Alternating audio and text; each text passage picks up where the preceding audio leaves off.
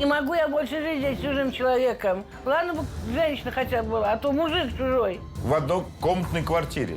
Мужик-то хороший хоть? Нет, я боюсь его. Пока вы не жили в этой квартире, Пошли в администрацию, дали. Ключи от квартиры, Да. где они жили. Да. Где-то немножко не досмотрела администрация. Превысила свои должностные полномочия. У вас шансов остаться в этой квартире гораздо меньше. Мне никуда идти, у меня никого нет.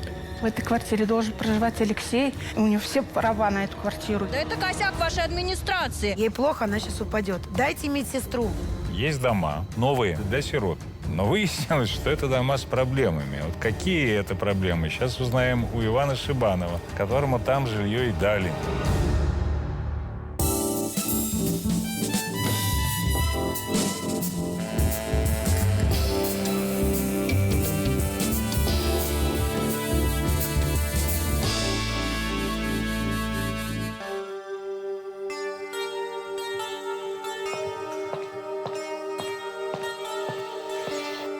Добрый день. Ну что же может быть прекрасней, чем получение новых ключей от долгожданной квартиры? После расселения аварийного дома, о которых мы часто здесь говорим. Заходишь в квартиру, а там что или кто? Сегодня в нашей студии Надежда Валькова из Нижегородской области. Надежда, здравствуйте. Здравствуйте, Юля. Что у вас случилось? Рассказывайте. Я к вам приехала, чтобы мне помогли разобраться и помочь в этой ситуации. Дело в том, что мне сейчас приходится жить в однокомнатной квартире с совсем посторонним человеком, с мужчиной. Это как? Вот так. Подождите, вы жили в аварийном доме, да? Да. В каком году его признали аварийным? В 14-м где-то вот так. Так, и в каком расселили? 29 мая. Этого года? Да, этого года. Вам вручили ключи от новой общежития. Да, квартиры. От дома квартиры, да. Однокомнатной. Однокомнатной. Мы как раз пошли за ключами. Мне дают ключи, заходит Козин, ему тоже дают ключи. Я говорю, как это так? Ну, вы прописаны в одной Козин квартире. это кто? Вот мой сосед, который сейчас. Как я буду чужим мешком жить? Зачем мне нужен? А Алексей-то, этот вот сосед ваш, он откуда взялся? Вы сказали, что вы были прописаны в одном жилье? Да. А сколько вот по факту, когда вас расселяли, сколько? Расселяли, прописана моя дочь и две внучки. Вы и Ева. ваша дочь, и две Да, внучки? и 5 лет, и 1,5 года. То есть вас четверо? Четверо, да. Мало того, что у вас две несовершеннолетние Да. девочки в этой квартире, Да. в которую подселяют мужика чужого. Он как оказался прописан у вас в той квартире? Потому что мы там прожили с 97 года по 2004 год. Время было тяжелое. Я одна жила, детей воспитывала. Я сошлась с мужчиной. И мы ушли к нему жить. И что, пока вы не жили в этой квартире, администрация кого-то подселила в нее Ну да. и прописала? Да. По нашему законодательству жилищному, если человек, наниматель, живет в муниципальном жилье и в течение 6 месяцев не появляется, власть, хозяин муниципалитета имеет право его выкинуть оттуда и поселить другого. Ваш муж когда умер? Вот этот вот мужчина, с которым вы стали 3 жить. года назад. Он умер 3 года назад. Да. Когда он умер, вы въехали обратно в эту квартиру. Нет, не в эту. Где вот аварийное общежитие. Потому что мне негде было жить. Да. Которая аварийная у нас. Я там снимала комнату. А въехать обратно в ту квартиру, где жил Козин, вы не могли. Да. И в один прекрасный момент я прихожу туда, хотела вещи взять детские. Вот когда там дети какие-то сидят, бомжи какие-то сидят. И я тогда стала выгонять, начала возмущаться. 2 девчонки какие-то ушли сразу, а тут один какой-то мужик сидел, я не знаю, в кресле. Он меня прям с ноги ударил по лицу. Я с тех пор боялась сюда заходить вообще. Понятно. То есть сейчас вы соседствуете с Козиным. Давайте посмотрим, как вы уживаетесь. У них Как своя вы- квартира была. Как вы Они однокомнатную там не квартиру написали, поделили? Не могу я больше жить здесь чужим человеком. Ладно бы женщина хотя бы была, а то мужик чужой. Коробки он друг на дружке, я уже не знаю даже, не знаю, где что лежит, я не знаю, где что найти. Тут тоже все Навально. Даже дети придут, и сидеть негде.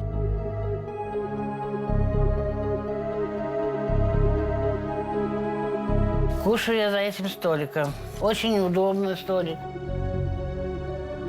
Посуда на подоконнике, продукты на подоконнике лежат.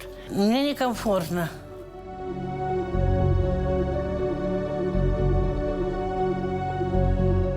А туда я вообще к нему не захожу. Это как бы его территория. Не помыться нельзя. Если бегом-бегом, голову бегом. А как я залезу в ванну, если вдруг он зайдет? Ключи-то у него и ключи у меня есть. Ночью, если я хочу в туалет, мне приходится одевать спортивные штаны. И какую-нибудь куртенку вот накидывать на себя. Ну, чтобы ночёшку прикрыть. Вот даже в туалет захочешь сходить. Как-то им, во-первых, и неудобно. Мало ли что там, не дай бог, там что-то вылетит. Я просто жду, когда он на работу идет.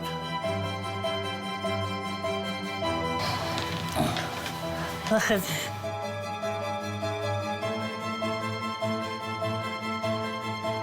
Достал уже все это, прям вот, не знаю больше, не хочу я больше делать, все. На студии ваша подруга. Наталья, здравствуйте. Здравствуйте. Вы давно с Надеждой дружите? Я ее знаю 37 лет. А у меня вопрос. В каком году ваша подруга узнала о том, что в эту квартиру прописали других людей? В 97-м, что ли, я не знаю, когда. Алена училась в 7 классе у меня. А сейчас сколько Алене? Алене 26. В Селковой пошла справку брать, там Козина прописано. Мне дают справку. Ну, так я говорю, к тому, что вы 13 лет назад узнали, что у вас кто-то чужой прописан да, вот в этой слушайте. квартире. Почему же вы тогда не стали этим? Ходила. Ходила, она Везде, везде где не ходила. была. И туда, и мы, это не мы, меня гоняли, и все. Так и в итоге чем это закончилось? Ничем не закончилось. Ну как ничем не закончилось? Ну вот вы пришли в администрацию и говорите, у меня в квартире прописан чужой человек. Дальше что? Что было дальше? Что вам ответили? Мы не прописывали, идите в паспортный стол. Пойду в паспортный стол пошла. Мы не прописывали. Я ходила. Ну куда еще я пойду? Вот давайте у Алексея спросим, как он получил эту квартиру пополам с Надеждой, и почему он был прописан там же, где Надежда. Алексей, идите к нам, пожалуйста. Здрасте. Надя, что ты мне из меня козла отпущения делаешь? Я тоже так же пострадал, как и ты. Я ничего не делаю. Зачем же меня алкашом называешь? Алексей, здравствуйте. Скажите, Я пожалуйста, сказал, что ты алкаш. давайте сначала. Как вы оказались прописаны в той квартире в Вот аварийном история. доме? В 98 году нам с женой дали квартиру. Однокомнатную, 18 квадратов. Вы там жили с женой и с сыном. С женой и сыном, да, А прописано. потом попросили дать квартиру Да, в побольше.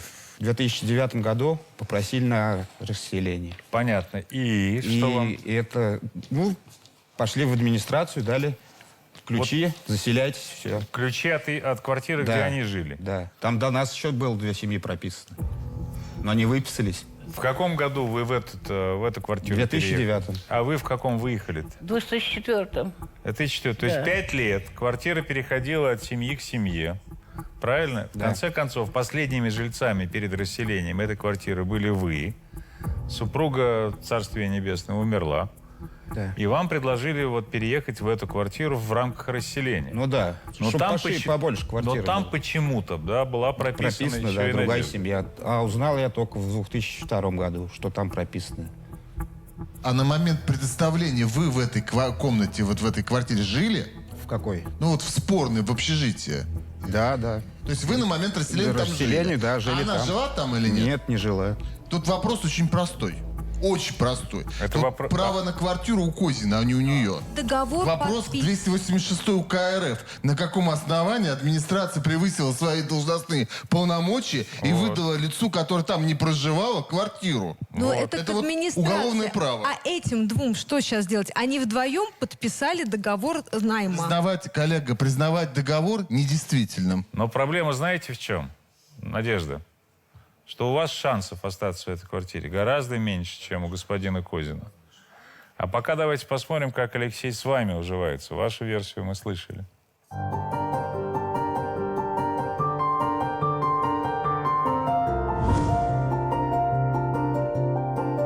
Я живу на кухне. Мне вот неудобно. И готовлю жрать здесь. И сплю тут же. Это нормально? Это ненормально, мне кажется. Ёкарный бабай. Ёкарный бабай.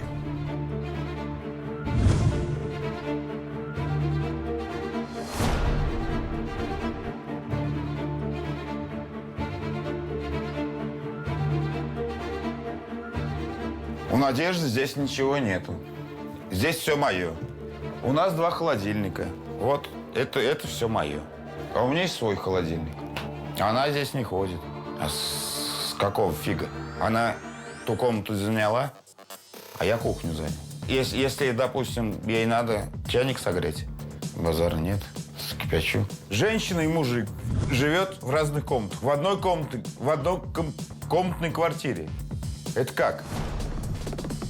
Я в туалет захочу. Яна тоже в туалет. И вот терпит тоже. Не Ну, бывает. раздеться. Не, да, я, может, в трусах хочу походить. Я, может, тоже. Ну что, она будет около меня здесь стоять, я буду телевизор смотреть, лежать. И буду я тут вот около него крутиться, да? Да. А может, мне здесь неприятно. Это как, видите. А ко мне дети, если приедут, куда я их размещу? А сын ко мне с внучкой приедет.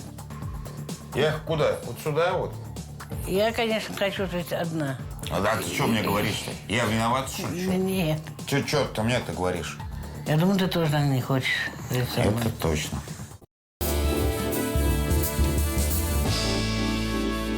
К нам сейчас в студию придет ваша соседка бывшая, Жанна Храмова. Она из того же самого дома, в который расселили. Давайте спросим у нее, как у нее получилось расселиться. Мои хорошие, вы должны добиваться, бороться, чтобы вас переселили, расселили, а не сидеть, просить у кого-то помощи, ножки оббивать, как я это делала. А что как вы вы делали? делали? Я прожила тоже 34 года в этом общежитии и била во все колокола, потому что у нас очень ужасный был дом, очень ужасный. Жить там вообще, нельзя было. А давайте мы сначала посмотрим на этот ваш дом, да. а потом Вот наш продолжим дом. с вами разговор. Да.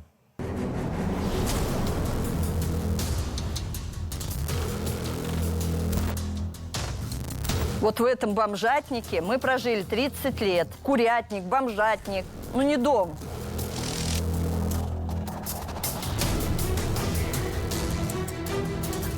Заходя вот в этот бомжатник, сразу убивал вот этот зловонный запах. Чтобы очистить трубы нам, извините за выражение, это надо было делать все аккуратно и осторожно, потому что здесь все гнилое и все проваленное. Вот так у нас все падало на головы людей. Все, вот, пожалуйста. Это как? Вот, скажите, пожалуйста. Это разве нормально? Стены в этом бомжатнике вот такие были, куда пролазила даже рука человека. Вот это вот тут жили, смотрите, люди.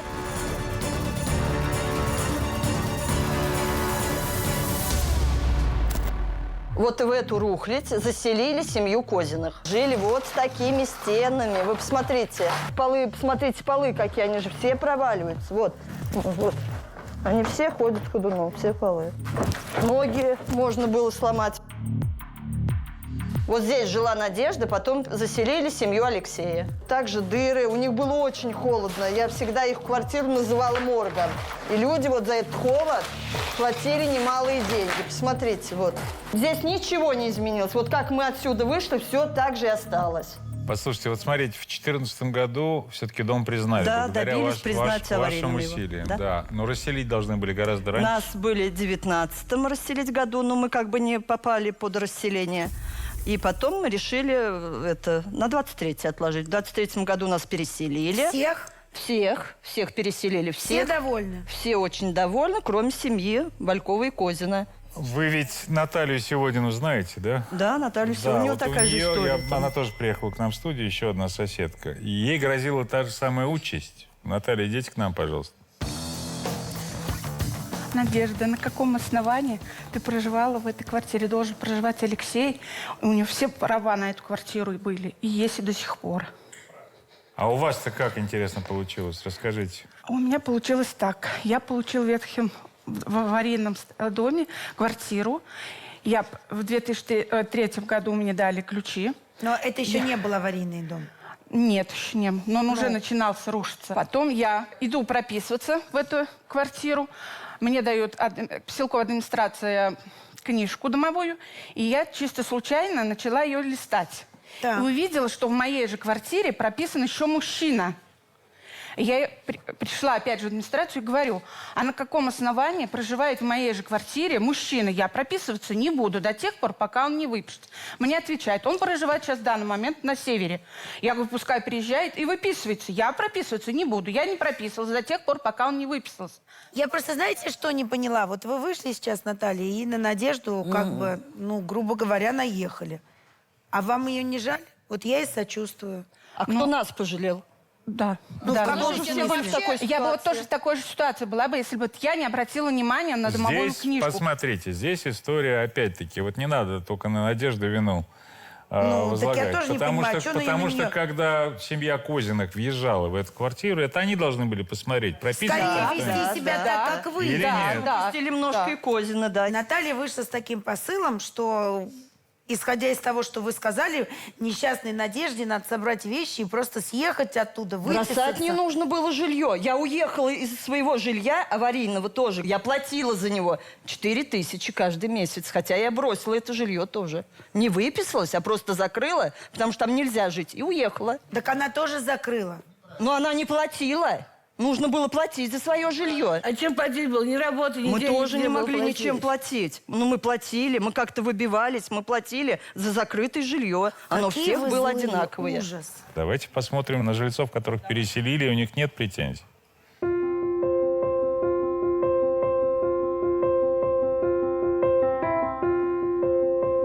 Я сюда переехала 1 мая, и мы еще не платили ни разу за свет. Это нам принесут, и мы как тут будем расплачиваться, мы не знаем как. Пенсия маленькая, 11 тысяч, вот у меня. Кто нам в рассрочку даст? Никто не даст. Все мне нравится здесь. Ну, холодно. Отопление, вот что включали весной отопление, у кого-то были чуть тепленькие, у кого-то чуть погорячее. У нас были холодные на первом этаже. В том доме ремонт там никто не делал. Запах, конечно, очень был неприятный. Полы скрипучие. Невозможно было. Рамы гнилые все. Окна все вывалились у меня, вся стена вываливалась. Не верится, что мы здесь в новом доме.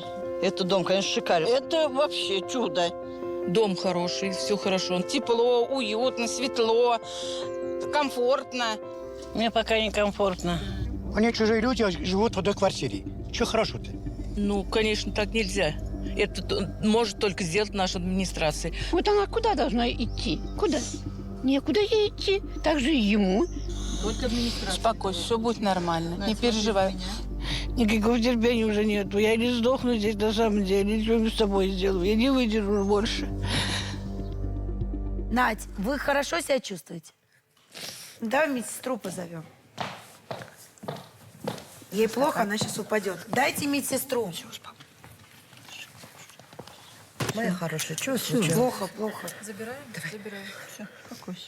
Сейчас Сама пойдем. успокойся. Дышим, дышим, дышим, дышим. Что сейчас беспокоит? Боль есть в сердце? М? Дышать нечем. Наташа, иди вперед.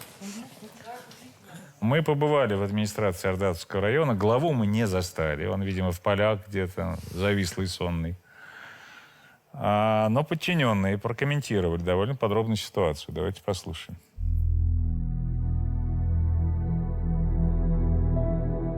Мы не могли забыть о том, что в одной квартире у нас зарегистрированы 2 семьи. Семья Козиных и семья Вальковых. Когда вселялся Козин, его предупредили, что Валькова не выписана со своей дочерью из этого жилого помещения. Но он согласился на эти условия. А Надежда не обращалась до того момента, пока не началось строительство этого дома. Им неоднократно рекомендовалось выходить из этой ситуации. Мы как администрация мы шли им навстречу, но в любом случае нужно было обращаться в суд. У Козиной была жена, она недавно у них умерла. Она же подавала иск в суд на выселение Вальковой. Заявителей нет, и судебное дело закрылось. Подошел момент выдавать им ключи. В любом случае, мы же не могли им уже их не отдать. Предоставление 2 или более жилых помещений для лиц, которые проживали ранее в одном помещении, даже не связанных родственными связями, не представляется возможным. Поэтому Вальковой было рекомендовано обратиться с заявлением о постановке на учет в качестве нуждающейся и получении жилья внеочередное. Мы считаем, что у Козина больше прав. естественно, будем принимать всевозможные меры, чтобы предоставить жилое помещение семье или Вальковых, или Козиных. Опять же, повторяюсь, в зависимости от решений суда. Я считаю, что наша героиня, она... В принципе, ну, незнание закона, конечно, не освобождает от ответственности, но я считаю, что на нее так никакая ответственность не возлагалась. То есть женщина жила в жилом помещении, была зарегистрирована, была полностью уверена, что квартира принадлежит ей, и администрация это подтвердила, выдав ключи нового жилья. Я считаю, что это вот прямая вина администрации, то есть либо безалаберность, либо вот попустительство, либо преступная халатность. И я считаю, что они должны все-таки пойти навстречу гражданам и выдать второе жилье. Это однозначно, то есть это должно быть так. В этом же поселке вашем есть дома, новые дома, которые построили для сирот. Но выяснилось, что это дома с проблемами. Вот какие это проблемы, сейчас узнаем у Ивана Шибанова, которому там жилье и дали. Иван, идите к нам, пожалуйста. Иван, здравствуйте. Здравствуйте. Рассказывайте, что у вас за проблема? В 2019 году я находился в местах лишения свободы. Написал доверенность на свою тетку, кто воспитывал меня. Она получила квартиру.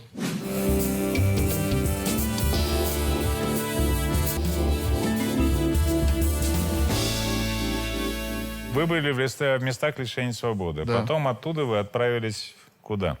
На СВО. Сейчас вы вернулись. Да. Но квартиру еще не видели. Нет.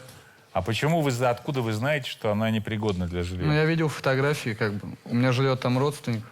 То есть вам кто-то показал, что это за дом такой? Да, да. А в чем основные проблемы этого нового дома?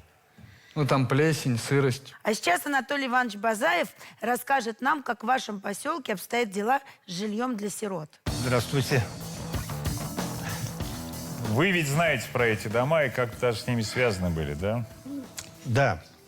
Дело в том, что по жизни мне пришлось работать с детьми.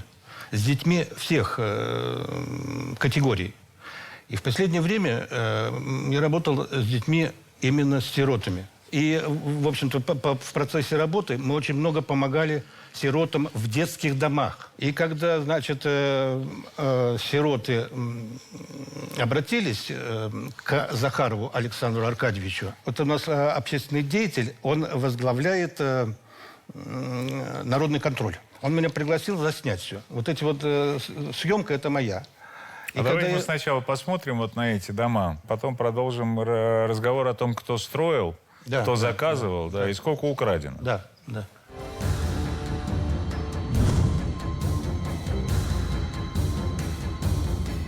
Вот эти дома, не дома, их нельзя назвать домами, это бараки.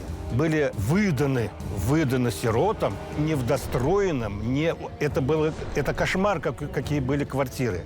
И сказали, быстренько заселяйтесь и будете жить.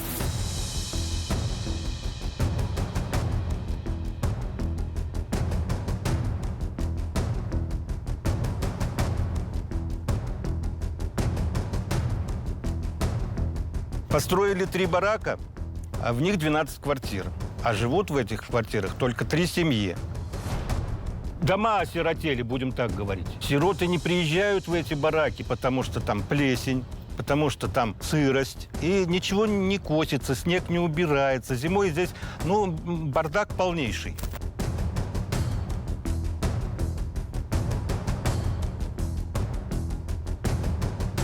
Или, например, вот еще взять вот этот столб. Я даже не знаю, как это назвать. Что за черный одуванчик? Неужели нельзя было сделать эти провода, пустить по карнизу этих бараков? Зимой сползает снег и может оборвать эти провода. Котлы не работают. В подвале сырость такая, что это уму непостижимо. И весь, будем так говорить, потолок пола был в таких каплях. В бане таких капель не бывает. Это сплошная была вода. Построили как сарай для скотины. А наша администрация, она просто отвернулась от них и не хочет до сих пор ничего делать для них. Ничего не хочет делать. Но это так не бывает. Так кто строил дома-то эти? Значит, в 19-м году при сдаче это было, родственница главы администрации купила места. Вот эти места Землю. купила. Землю купила. Да. Строил эти бараки, я по-другому их не могу назвать. Строил сын Кого? главы администрации. Прекрасно. Так, а принимал это кто? Отец. Вот на это было спущено 14 миллионов. А в суде установлено, сколько потрачено на самом деле? Потрачено вот на эти два барака потрачено. 2 миллиона 200 тысяч. А где остальные 12 миллионов? Вот я тоже спрашиваю, где деньги, Зин? Мне кажется, мы путаемся в цифрах. Ты веришь, что можно построить за 2 миллиона барак? Можно. Да? А вы же там показывают, там же доски-то не новые, там откуда-то они привезенные. Это самосборная конструкция, да. Вот где-то снесли, они подмухлевали его чуть-чуть и поставили на место. Ни гидроизоляции, ни теплоизоляции. Да. Я про проводку вот такую. Ну, что я могу сказать? Ну, это диверсия просто. Я, исходя из градостроительных представлений, понимаю, что это нам показали не капитальные сооружения. Это из щиточков, сборно-разборная конструкция, которая собирается в течение месяца и разбирается в течение 2 недель. Поэтому, если сироты или представители, или вы как представитель сирот, обратитесь в суд с просьбой признать этот объект нежилым, первый вариант, или признать его непригодным для жилья, второй вариант. Администрация имеет право оставить себе на своем балансе этот дом и потом перевести его в нежилой фонд и сдавать под коровники, под офисы. Это их проблема. Они таким образом 12 миллионов отобьют. У них просто на это и расчет, что она 5 лет простоит, потом упадет и все. Вы же участник СВО, у вас был контракт подписан. Да. Значит, вы являетесь ветераном боевых действий. Он еще и имеет медаль за отвагу. Прекрасно. В вашем регионе есть фонд, называется он Фонд защитников СВО. Он как раз-таки создан для того, чтобы решать абсолютно все проблемы, которые у вас возникают. На сегодняшний день вот Народный фронт чем может заняться? Посмотреть вообще по всей Нижегородской области ситуацию, скорее всего, похожую, как здесь, потому что бюджет-то выделяется не только из субъекта Российской Федерации, но в том числе из Российской Федерации, из федерального бюджета деньги идут.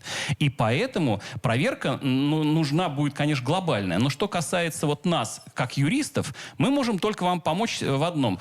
Правильно составить документы для того, чтобы не только администрация не но тут еще застройщик, который строил и сдавал, у него есть обязанность в течение 5 лет устранять строительные недостатки. Раньше был 3 года срок, а теперь 5 лет. Кроме того, что он на 5 лет гарантийный срок, и он должен восстановить в исходное состояние, нормальное состояние этот дом за свой счет. Там есть еще такое понятие гарантийного фонда. Он составляет 5% от стоимости домов. Если они отчитались, грубо, за 15 миллионов рублей, ну вот посчитайте, там 700-800 тысяч рублей где-то гарантийный фонд остался. Вот вы можете сиротам эти деньги просто раздать. Понятно, да?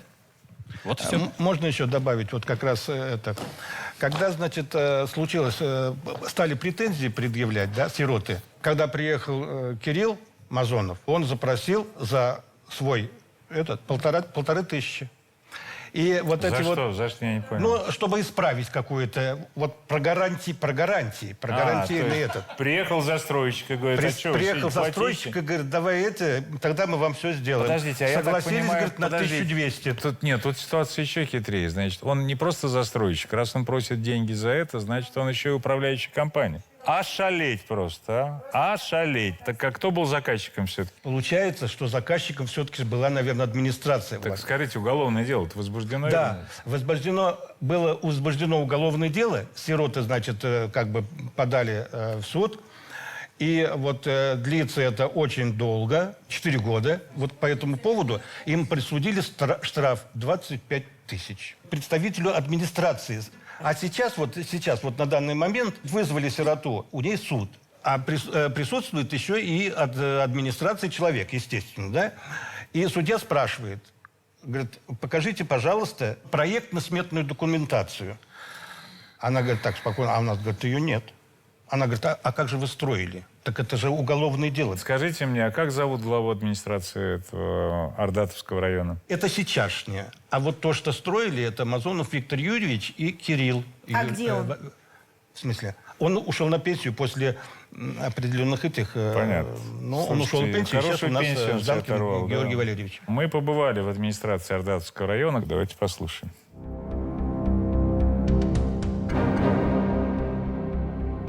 Жилые помещения по Муравьеву 16 приобретались в соответствии с техническим заданием, которое было утверждено администрацией. Они соответствовали полностью техническому заданию. Выделялось примерно 13 миллионов на приобретение жилых помещений. Одно жилое помещение стоило порядка 1 108 000 рублей. Никаких 2 миллионов на все 12 жилых помещений не может быть.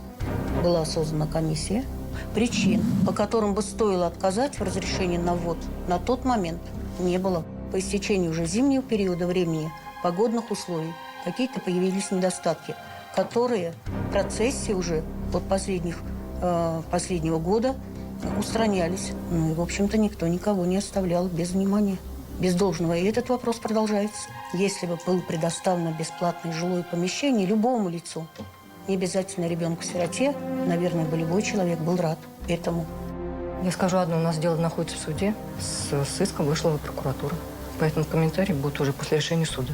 Это вопиющая история. Здесь обсуждать практически действует полностью 100% уголовный кодекс Российской Федерации. Людей, которые это строили, вот эти вот бараки, в которых непригодны для проживания с самого начала, необходимо не только наказывать рублем, но и сажать в тюрьму. За то, что принимал это за дело, то, что это тоже. расхищено, за то, что это заведомо введение в заблуждение всех лиц и так далее. Это группа лиц там, это и превышение должностных обязанностей, и расхищение бюджетных средств, всех в тюрьму и наказать рублем. Знать заведомо, что ты строишь жилье для детей-сирот, которые действительно были, ну, у которых жизнь-то сложилась как? В детском доме. И они, когда получают эти ключи от квартиры, мне кажется, это вообще, это прямо мечта всей своей жизни, да? И заехать в эти, вы как сказали, бараки? А я скажу в хлеб. В хлеб. Да. В хлеб, который влажный, который с плесенью. Я считаю, что вот эту ситуацию ни на йоту нельзя оставлять. Это нужно ехать, разбираться, заводить уголовные дела. Тем более парня, который прожил такую нелегкую жизнь, еще и является участником СВО. Это герой, который вот сидит перед нами. Он защищал нас, он защищал Родину, и он не знает, куда вернется. Где жить, в какой квартире? Мы опять обращаемся к господину Бастрыкину, к Следственному комитету. Возьмите это дело на контроль, поскольку там хищение группой лиц в особо крупном размере. Так еще нет, не просто группой лиц, это группа лиц еще при исполнении. Надеюсь, что губернатор нас тоже сейчас смотрит, внимательным образом смотрит. Очень внимательным образом смотрит. Добавить нечего. А сейчас проект «Помощь детям России», который мы делаем совместно с Народным фронтом.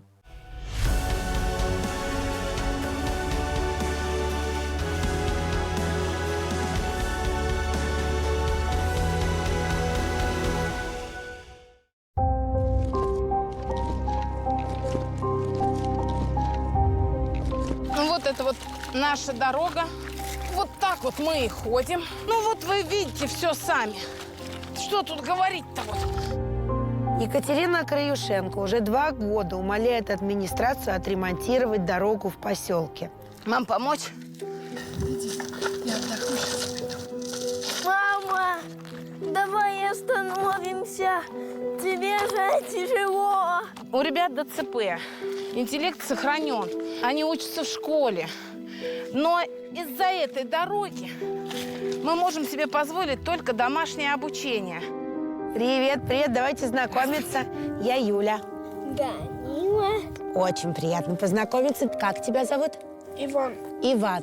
Очень приятно, Иван. Какая длина у этой дороги? В ту сторону, вот 450 метров дороги, которую администрация не сделала. Вот это вот все, когда насыпали? Когда в прошлом году дожди лили, всю эту грунтовую дорогу размыло, и она превратилась в болото. Вот на этот отрезок они высыпали 5 КАМАЗов вот этого боя. Вот, пожалуйста, вот. Угу. Мы по своими силами убирали это, что совсем огромное, да? Можно я попробую? Юль, только можно наклонить на себя. Давайте, Честно, я боюсь очень. Давайте, Юль. Боимся, что она развалится когда-нибудь, эта коляска. Вот она развалилась. Мальчики самостоятельные. Какой ты молодец! Да не, ну это же невозможно. Они очень хотят ходить гулять. Им уже тошно жить в этих 4 стенах. Вот так. Какой ты молодец. Как ты ловко это делаешь. Какие вы трудяги вообще. Жалеть нельзя. Если мы будем жалеть, они будут лежать. А вот такие штуки, они более устойчивые, да? Ну да, вот Ваня, он перешел к обычным бадикам, а Данила еще не готов к этому. У Дани более серьезное поражение, да.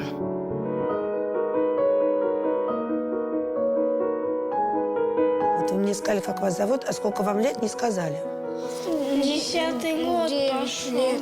10-й год пошел. Обожаю этого ребенка. Моя главная цель, чтобы они пошли в школу. А вы писать, умеете писать? Умеем. Мы писать умеем, но мы не умеем писать тексты. Списать слово смогут, а самостоятельно написать не смогут. А ты, наверное, больше считать любишь? Нет, что вы, считать я нет. Ну вот первое мое обращение было в мае 22 года в администрацию Новоусманского района. В декабре 22 года мы уже здесь обращаемся с соседями. Это же коллективное обращение. Да. Было еще обращение. Мне ответили о том, что дорога будет сделана только до дома 47-2. Мы говорим про 950 метров дорожного покрытия. Да. Вам сказали, что сделают только 500. Да. А дальше до вас еще 450. Да. Народный фронт, когда к детям в гости идет, все время хочет сделать им что-то приятное. Это все тебе и Ване. Это часы специальные, по которым можно звонить. Я так понимаю, что дорога-то нужна не только вам, а соседям вашим тоже нужна. Пойду с ними пообщаюсь, а вас оставляю тут наедине с подарками. Всем здравствуйте. Здесь не пройти, не проехать ни на чем нельзя. Сейчас дождя нету, а вот после дождя по этим плитам торчат эти арматуры. Ребенка в школу одного не могу отправить. Если дождь, приходит до школы, он по самый пояс в грязи. И после дождя, вот, например, я тоже со школы возвращаюсь, там невозможно ходить. Мне с коляской надо будет встречать, еще и света на улице нет. Даже машина не может проехать, не то, чтобы мать пройти с 2 детьми. Я на эти все вопросы ответить не могу, но задать все ваши вопросы администрации я точно могу.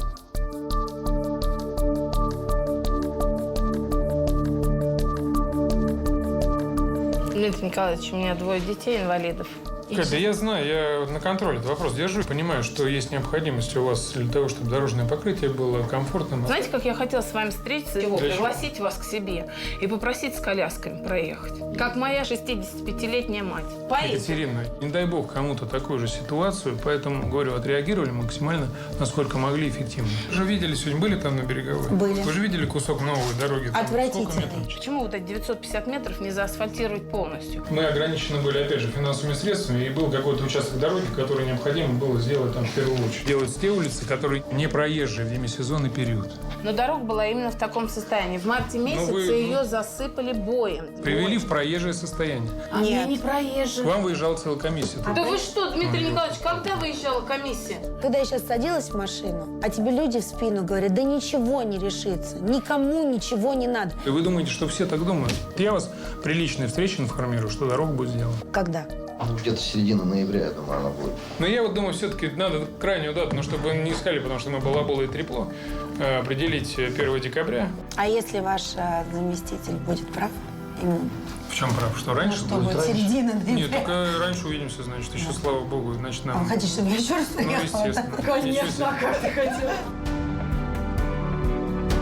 Если вы знаете кого-то, кто нуждается в помощи или сами готовы такую помощь оказать, пожалуйста, обращайтесь к нам в редакцию. Спасибо.